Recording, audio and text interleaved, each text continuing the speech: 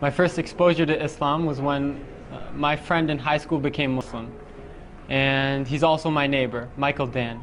And when Michael became Muslim, he changed a lot. Before Islam, he was doing a lot of things that were messing his life up, and he was really going down the wrong path.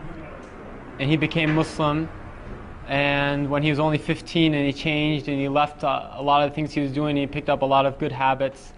And I asked him, what forced you to change? What made you change and become like this? And he explained that he's Muslim now.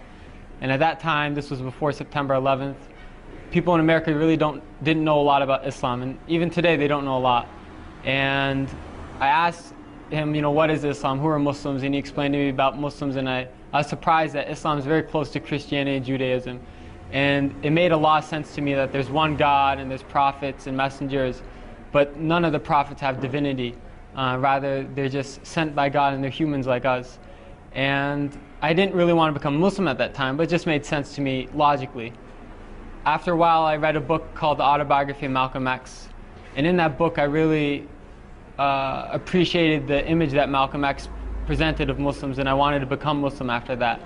Because I saw in Islam a solution to racism and a lot of other problems in America.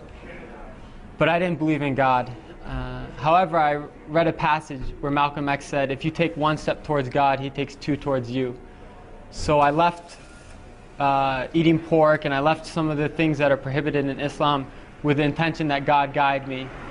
And I learned more and more about Islam, and I was surprised that the more I asked questions, the more answers I found, and the answers always made sense to me.